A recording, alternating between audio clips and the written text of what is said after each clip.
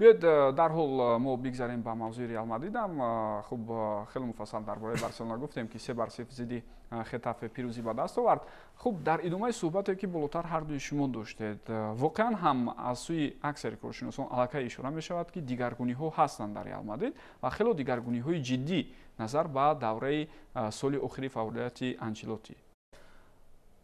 سال آخری فعالیت انچلوتی ما فکر نمیکنم که اگر مشکلی که ما پنهان پس پرده باشد و ما ندونیم اونجا چی سیره باشد، هیچ، فقط اونجا خط دفاع مشکلی داشت از حساب آسیب برداشتن فوتبال بازان. این دسته نتوانست که مثلا نقشه‌های خود را عملی کند. ولی این سال در خط دفاع بازیگران هستند برای خب بازیگران نو هم هستند. فقط دفاعگر خرید. فقط دفاعگر خریدن. برای خب آلونسو یگان مشکلی نیست. فقط یگان همین گونه باید دسته سازد که با این بازیگرانی که دسته ریال مادرید دارد باید اونها از بارسلونا دیده خوبتر بازی کنند. ببینید که انکون بیاد بازی‌های هر دوی دسته ها رو در همین دور اخیر اگر مقایسه کنیم کدام دسته با اشتباهات بسیارتر راه میداد، دسته بارسلونا، دسته ریال مادرید در بازی خود.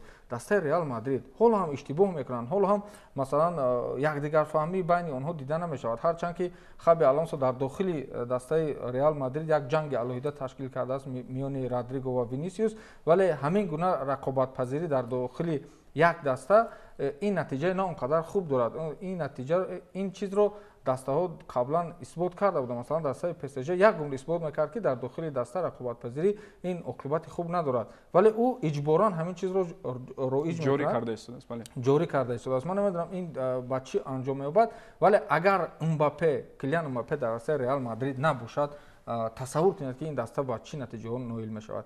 فقط امورهای انفرادی همین فوتبال باز دسته ریال مادرید رو نجات میدهد، غیر اون بازی که در آخر داشتن. مثلا در اونجا میلیتائو گل از مسافه دور زد، گل زیباترین رو بگم به هدف رسانید در دور مذکور، ولی کلیان امباپه در هر بازی با همون مهارت انفرادی خود دسته ریال مادرید رو با پیش میکشد.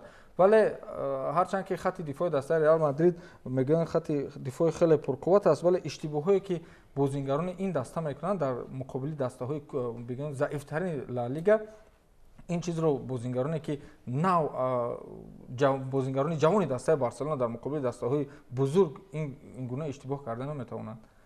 یا که ترند الکساندر آرنولد رو وایما کرده آوردند، ببینید که او در بازی‌های اولی خود چگونه اشتباه میکرد. بله، اصلا باز آسیب گرفت و داوم چند وقت دیگر از میدان بیرون ماند. ترند الکساندر آرنولد به فکرم موقع خود را با آمدن کارواخال الکی روشن است که از دست میدهد و گمان می‌روند که زمستون و برمیگردد به انگلیا. ولی من فکر میکنم که اینجا ریال مادرید برعکس در قیاس به موسم قبلی اشتباهات کمتر و کمترند و یک خاصیت خوب ریال مادرید در آن است که سرآغاز موسم ببینید الکی دسته‌ای که 10 نفره میتواند نه تنها مساوی کند، 3 خالص فایزه به دست آورد و آن هم به دسته ضعیف اندک مندک نه. ریال سوسییداد یک دسته بود که مدام برای بارسلونا مشکل ایجاد میکرد، برای ریال هم اتلتیکو رو عموما شکست میداد. ببینید ریال مادرید امباپه اصلا فونکسیون خود را اجرا میکند و باید اجرا کند، پول از همه بیشتر میگیرد، همچون ستاره او را دعوت کردند برای او همچون لیدر دسته هم باوری پیدا شد، ولی از جانب دیگر پیدا شدن خاراکتری مبارزه تا آخر از جانب خابی آلونسو و امکانیتی بیشتر دادن برای جوانان، این دو عامل هستند که عین حال این دیگرگونی‌های دسته ریال مادرید است. عین حال کامیابی برای ریال مادرید پیش می‌آید. آخرین دیگرگونی از جانب سرمربی میشوند که با جوانان بیشتر امکانات میداد. ببینید هردا گلر از دسته عموما رفتنی بود، ولی عین حال هردا گورل بازیگری اساسی ریال مادرید است. همین خیلی دیگر آن دفاعگرانی که آورد کاسیرس هم از جمله آن دفاعگران مستنستون هم از جمله آن نفرانی جوان و عموما رودریگو رفتنی بود و بسته ببینید این حال ناراضگی که بیشتر میکند، وینیسیوس بیشتر میکند که وقتی کمتری بازیگری به دست میآورد. من فکر میکنم که چون این بازیگرانی که اتمسفر رو به خالی ویران میکنند، این بازیگران رو باید تیزتر از دست جواب داد.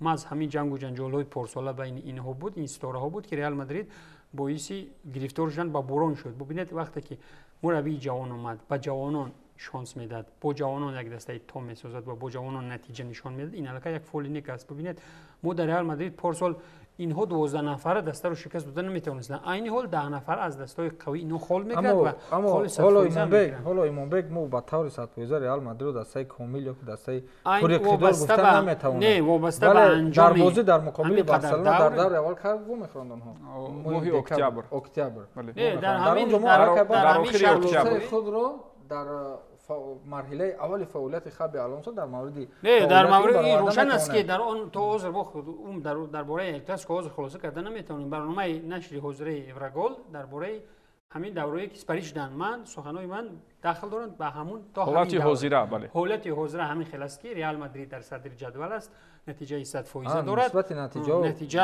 айни ҳол аст. охир мо намедонем ки Эл Классико дар чӣ вазъ дастҳо мебиёянд. Мумкин ягон саволи парвез ин буд ки охири чӣ соли фаъолияти не он қадар бо барои Карло Анчелоти мушкилиҳо дошт, мушкилиҳо доштанд ва аслан аммо Хаби Алонсо чунин мушкилиҳо надошт.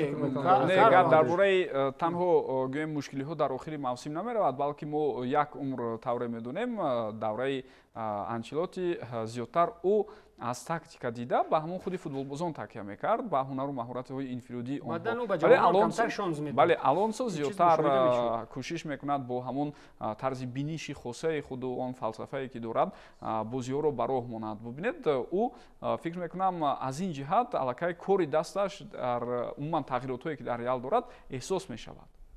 Бубинед Мбаппе ҳар бозӣ бегол аз майдон намеравад. ҳамин вақте ки мисол худат сармураббӣ мешавӣ бо дастаи нав мебинӣ боварӣ нисбати як бозигар пайдо мекунӣ, боварӣ медиҳӣ бозигарам посухан албатта бовариро бояд ки мо ҳар дишума як савол дорам. раваду ҳамин дар бозии ҳамешаба Реал Килиан Мбаппе осеб бардорад ба муддати 50 рӯз ба майдон баромадан наметавонад. дар ин ҳол албатта талафоти бузург барои Реал Мадрид аст. аммо чаро Ламин Ямал талафоти бузург шуда наметавонад барои дастаи Барселона? барои он ки Ҳанс-Дитер Флик ҳам сармураббии зур аст дастаи Барселона, ҳам дастаи комил, яъне ки ягон камбудӣ надоштааст. Метавонанд ки дилхоҳ бозингар аз ҳайати дуюм ҷои дилхоҳ бозингарро дар майдон пур кунад. Вале Хаби Алонсо ҳам бо чӣ мегӯянд ба ҳамун маҳорати инфиродии худи футболбозон ҳамин хел пеш меравад, ба маҳорати инфиродии худи Килиан Мбаппе. Не, ман розӣ шуда наметавонам Фирдавс. Ба чӣ хотир? Ман ҷоми ҷаҳонии бошгоҳҳоро ба хотир биёред. Мбаппе осеб дошт бо сабаби дуруст ҳазм карда натонистани хӯрок, бо меъдааш ки мушкилӣ дошт. Гарсия футболбози ҷавон ба майдон баромад, дар бозиҳо имкон дод ва ӯ дар ҷоми ҷаҳонӣ беҳтарин нишонзан шуд. Яъне агар Мбаппе ҳоло осеб гирад дар нақши ҳуҷумкунандаи марказӣ ин футболбоз метавонад бозӣ кунад, ё ин ки Родриго ё Винисиусро ҳамчун ҳамлагари фиребо истифода бурданаш мумкин. Баъдан худи Флик ам ба пуррагӣ ба ин чиз ноил нашуд. дар мавсими гузашта шабу рӯзе ки Ямал ба майдон намебаромад, Барселона маълум буд ки дар бисёре аз ҳолатҳо имтиёз аз даст меёбад. мазаш набуд. чанд ҳолатҳо мо аслан дидем ва бояд ки нодида нагирем дастоварди худи Хаби Алонсоро. ӯ мураббии сертаҷриба мисоли Флик нест, вале ки бубинед дар Олмон ӯ чӣ кор кард? як дастае ки мудом ҳар сол ду ҷоизаи ба даст меорд, умуман шонс надод барои худи Бавария, бидуни ягон бох ҷанбаст кард чемпионати томи то 5 чемпионати аврупоиро. ӯ аслан мураббие буд ки бо кори худаш бо дастовари худ шоистаи таъиншавӣ дар дастаи шоҳона шуд. ба дастаи Реал Мадрид ҳар як мураббии андакмандак мо медонем ки фарёдам намекунанд, назарашон ам намегирад ҳар як мураббии андакмандак, лекин ӯ новобаста ба ҷавониш овардан даъват кардан. айни ҳол то Эл Классико ҳама чиз 100% аст. бубинед мо аллакай натиҷаҳо худ нишон медиҳанд ки даста 10 нафара мешавад ҳам пирӯз мешавад, даста 9 нафара ҳам пирӯз мешавад. хуб, ташаккур. танҳо як чизи дигарро мехостам инҷо илова кунам. болотар дар мавриди он ки ҷавонон имконият пайдо карда истодан ҳарф зад Имонбек, вале фаромӯш бояд накунем ки аслан гирем Винисиус ҳам чандон пир нест. ӯ ҳам бо Мбаппе ҷавон аст. назар ба дигарон пир бале имкон барои онҳо ҳам фикр мекунам бозингари кӯҳна. хуб, ташаккур дӯстони гиромӣ. мо мегузарем акнун ба натиҷаҳои боқимондае ки дар ин давр буданд. тавре мебинед Бетис 3-1 зидди Реал Соседад пирӯзӣ ба даст меорад. Севилья 2-1 Алавесро мағлуб кард.